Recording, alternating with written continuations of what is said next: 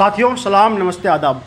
सबसे पहले हम इन साहसी पत्रकारों को धन्यवाद देते हैं कि जो इतने बड़े घोटाला का पर्दाफाश करने में हमारे साथ आए हैं न्यूज़ कवरेज करने के लिए। दोस्तों, जब मैं मुद्दे की बात करता हूं तो सीधा मुंह चिढ़ाने के अंदाज में कहा जाता है अररिया का मुद्दा, अररिया का मुद्दा। अररिया का मुद्दा क्या है?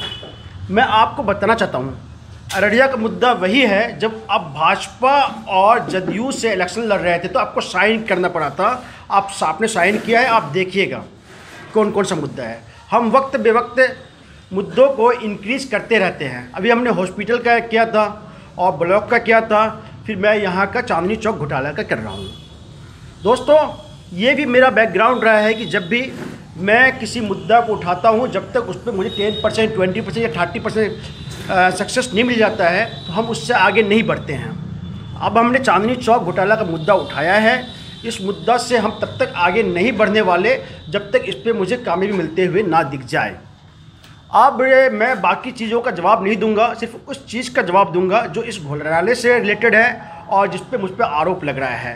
पहला आरोप मुझ पर यह लग रहा है कि फैसल जावेद यासीन इस पर राजनीति कर रहा है। दोस्तों, मैंने अपने राजनीति की शुरुआत करने से पहले ही बता दिया था कि हम जो राजनीति करेंगे, हमारा मकसद ही है, अररिया के मुद्दा का मकसद ही यही है कि राजनीति को मुद्दे पे आधारित करना। जी, मैं मुद्दे पे आधारित राजनीति कर रहा हूँ। दूसरी बात कहा जा रहा है कि इस मुद्दे से वो इलेक्शन जीतना चाह रहा है। दोस्तों, आपको मैं बता दूं, मुझे इलेक्शन जीतने के लिए हैदर यासीन साहब मरहूम का नाम ही काफ़ी है, ना कि मुद्दे की ज़रूरत है। हाँ, लेकिन मुझे अगर मुद्दे पे आधारित करना है चीज़ों को तो मुझे मुद्दा उठाना होगा और लोकतंत्र का यही मकसद ही होता है कि मुद्दे पे चुनाव हो। ठीक है, ये रही दूसरी बात। अब सवाल आता है कि आपको ये घमंड किस चीज़ का? आपको 16 लोगों का घमंड है, आपके पास 16 लोग हैं, 16 पार्षद हैं, इस चीज़ का घमंड है आपके पास। और आप बार बार मीडिया के थ्रू पेपर में छपवाते हो चंद दलाल किस्म के लोग, चंद बिचौलिए किस्म के लोग। आपकी हिम्मत नहीं होती नाम लेने का, आप नाम ले भी नहीं पाओगे, आप नाम लेना भी मत। ठीक है, लोगों को समझ में आता है कि इतना गुरूर में मत आओ कि आप अमर्यादित भाषा का यूज करो। मैं आपसे रिक्वेस्ट करता हूं, आप मुद्दे बात करो। और आप मुझे ऐसा प्रवोक बिल्कुल नहीं कर सकते कि आप उल्टी सीधी बोल के, प्रलोभन दे के, सॉफ्ट थ्रेट, एक्चुअली वो हार्ड थ्रेट होता है, बहुत प्यार से मेरा कार्यकर्ता कुछ भी कर सकता है तो मैं कैसे रोक लूं, इस टाइप का थ्रेट आप दे के मुझे डरा नहीं सकते हैं। दूसरी बात दोस्त, वो दुकान कहते हैं बेरोजगारों को मिलेगा। क्या बेरोजगार का आपको कोई लिस्ट है? जिस बेरोजगार के पास 16 लाख से लेकर 30 लाख 40 लाख तक रुपीज़ है, आप ये बताओ। दूसरा कहते हैं हमारी ज़मीन, हमारी ज़मीन, हमारी ज़मीन। कौन सी आपकी हमारी ज़मीन? जिला परिषद की ज़मीन। आप ऑटोनोमस बॉडी की बात करते हैं, ऑटोनोमस पे आप मुझसे ये करो ना, डिबेट करो ना। ऑटोनोमस के नाम पे आप कुछ भी नहीं कर सकते, ये पॉसिबल नहीं है। दूसरा, एक महिला टीचर है वहाँ पे, उसको इतनी अपमानित, पूरी टीम मिलके, आप कहते तो पूरा जिला परिषद मेरे साथ है, लेकिन कुछ लोग, 5 लोग थे, धमकी पे धमकी, धमकी धमकी उस बेचारे दलित महिला औरत को, जो टीचर है, जो हक की लड़ाई लड़ रही है, सस्पेंड होगा, बर्खास्त होगा। ये क्या इंसानियत कहता है? दूसरा, सबसे अहम सवाल मेरा, आप अभी बोलिए हाँ या ना में आप जवाब दे सकते हैं, निजीकरण हुआ है या नहीं? सवाल ये है, निजीकरण हुआ है या नहीं? दूसरा, जब मैं आरटीआई का लगाता हूं उसमें 6 क्वेश्चन होता है, 6 में से 4 का आंसर होता है मनोकामना प्रोग्रेसिव लिमिटेड ही बताएगी। आवंटन कैसे होगा? मनोकामना प्रोग्रेसिव लिमिटेड बताएगी। शुल्क क्या होगा? वो भी वही बताएगी। सब कुछ जब वही बताएगी तो मीडिया ने, एक मीडिया के सज्जन ने सवाल किया था मनोकामना वाले से, आवंटन कैसे? आप बिल्कुल ऐसे रोक देते हो, भाई साहब ऐसा है कि हमारा ये विषय नहीं है। जब आप चांदनी चौक घोटाला की बात करते हो, जब निजीकरण की बात करते हो, तो पत्रकार बंधुओं का ये हक होता है कि इससे रिलेटेड कोई भी सवाल करें। मैं आपको ये नहीं बोलूँगा कि आप ये सवाल मत करो, वो सवाल मत करो। हाँ, इस मुद्दे पे जो भी सवाल है आप मुझसे कर सकते हैं। इस तरह का आप दिग्भ्रमित, व्हाट इज़ द दिग्भ्रमित? एक लड़का आया है, मैं उसका नाम नहीं जानता, जब आप प्रलोभन देते हो पर्सनल लेवल पे फ़ोन करके, तो फिर आपको समझ में नहीं आता है, किससे याद रहता है आपको? और दूसरी बात, आपका तो चंद लोग, मान लिया चंद ही लोग हैं, बहुत कम लोग हैं होंगे, लेकिन उसको आप गाली दोगे इस तरह करके? क्या कहते हैं वो, दलाल, निकम्मे, इस टाइप के लोग, फेसबुकिया लोग। चलो कोई बात नहीं। दूसरा, दोस्तों, मेरे पास स्कूल के बच्चे बार बार लेटर भेज रहे हैं। देखिए आप लेटर, जो डीएम अंकल के नाम से होता है, पहुंचा दीजिएगा। क्या क्या लिखे हैं मैं भेज दूंगा आपको, अब देखना कितना मार्मिक है ये।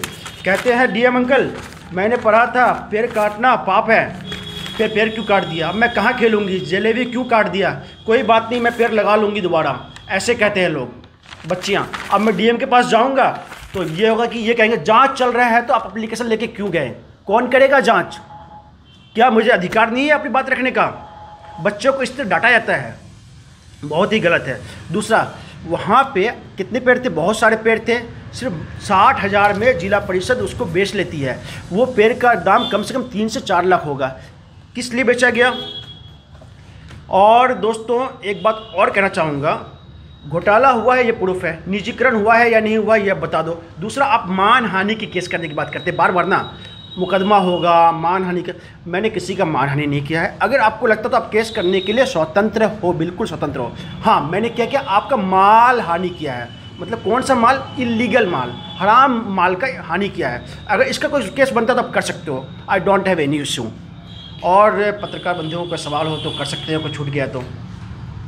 ये भूभाग जो ये भूखंड जो है ये जिला परिषद है की है या मेरे पास पूरा 103 साल का सबूत है कि वहाँ पे वो स्कूल यूज़ करते आया है। हमारे घर के सामने जो ये रोड है ना, ये बिहार सरकार की है, पता है आपको। आवश्यकता अनुसार ये रोड जो है रोड है, इस पर कल बिहार सरकार कोई कंस्ट्रक्शन कर सकती है क्या। वो ज़मीन स्कूल की है, ये वकील साहब बताएंगे आपको। दो एस्पेक्ट है पूरे इशू जो है अभी अररिया में, बहुत ही गर्म इशू है। दो एस्पेक्ट है, एक तो लीगल इशू है जिस पे मैं बहुत ज़्यादा भी बोलूँगा नहीं, क्योंकि I should not speak in front of media, जो लीगल एस्पेक्ट है। लेकिन जो सोशल एस्पेक्ट है वो ये है, और ये मैं एज ए लॉयर नहीं बोल रहा हूँ, as a citizen of Araria बोल रहा हूँ। डेवलपमेंट का क्या पैमाना है आपका, 4 बिल्डिंग बना देना, इज़ दैट डेवलपमेंट, कि आप बच्चों को एजुकेशन दो और वो डेवलप आपका सोसाइटी करे, वो डेवलपमेंट। तो मेरे ख्याल से ये मैं इससे ज़्यादा भी बोलूँगा नहीं। आपका क्वेश्चन जो है ज़मीन किसका है, ज़मीन जिसका भी है वो कागज़ बोलता है। वो तो कागज़ आपके पास है, हमें बस ये तो बता दें कि जिला परिषद की ज़मीन है या पीडब्ल्यूडी की है या नब की है। खतियानी ज़मीन है, किसकी है ये जब सक्षम न्यायालय में जब केस चलेगा सबको पता चलेगा, लेकिन खतियानी ज़मीन है। बस इससे ज़्यादा मैं अभी लीगल एस्पेक्ट में नहीं बोलूँगा, मेरा बस इतना ही बोलना है। Thank you. देखिए 1971 में जब उस समय जिला परिषद आपका पूर्णिया हुआ करता था, ठीक है ना, नगर परिषद जो है, जब नगर परिषद बना तो नगर परिषद में जो जिला परिषद की मालिक ज़मीन थी वो तो नैतिक रूप से लोकतंत्र है, तो लोकतंत्र में नैतिक रूप से आपको नगर परिषद को जमीन को ट्रांसफ़र करना चाहिए था, आपने नहीं किया। जिला परिषद का शहर में क्या काम, उसके लिए नगर परिषद बनाया गया है। आप जानते हैं जो व्यवस्था है, क्रियाशील जो व्यवस्था है, नगर के लिए आपका नगर परिषद है या नगर पालिका है। तो ये ज़मीन जो है नगर पालिका की होनी चाहिए थी, नगर परिषद की होनी चाहिए थी, लेकिन आपने उसको भी नहीं दिया। तो मेंटेनेंस से लेकर सारी चीज़ें जो है, लेकिन चूँकि उनके पास जिला शिक्षा पदाधिकारी के पास या जो है तो सारा ये है कि उनके होना चाहिए। और अब ये अभी जहाँ तक मुझे मालूम है, अब इसका मैं कॉपी निकाल रहा हूँ, कि नीतीश सरकार ने भी क्या है कि जो स्कूल के आसपास जो है इलाके में जो है कोई दुकान परिसर नहीं होना चाहिए, ऐसा उन्होंने अभी शायद निकाला है, जहाँ तक उसका मेरे कॉपी देख रहा हूँ। वो न्यू एजुकेशन पॉलिसी के तहत जो है उन्होंने कहा है कि आसपास 100 मीटर में किया है ना, कुछ ऐसा नहीं होना चाहिए। और दूसरी चीज़, बच्चों को खेलने की जगह तो होनी चाहिए, स्कूल है, स्कूल के आसपास जो आप कर रहे हैं। दूसरा जो हमारा तीसरा पॉइंट है कि एक तो ऑलरेडी चांदनी चौक जो है आपका कंजेस्टेड है, आप वहाँ मल्टीप्लेक्स बनाओगे, लोग चलना दुभर हो जाएगा। तीसरा चौथा पॉइंट ये है, आपने जो इंक्रोचमेंट किया, आप कह रहे हैं इंक्रोचमेंट किया हुआ है, वो जो लोग सब्जी बेच रहे हैं, जो भी फल बेच रहे हैं, जो भी हम बोल रहे हैं, क्या उसमें क्या उनको अलाउड कर रहे हैं, क्या कोई नियम नहीं है। कितने में कर रहे हैं, किसको आगे मिलेगा, किसको पीछे मिलेगा, वो भी कुछ नहीं। ये मनोकामना कौन है भाई, ये बहुत बड़ा घोटाला होने वाला है। वो ये जरूर जानते होंगे कि ये स्कूल 1917 का इस्टेब्लिशमेंट, तो बोर्ड को, डिस्ट्रिक्ट बोर्ड को आज क्यों आवश्यकता पड़ गया कि इतना पुराना जो एक तरह से हमारा धरोहर है उसको चैलेंज करना।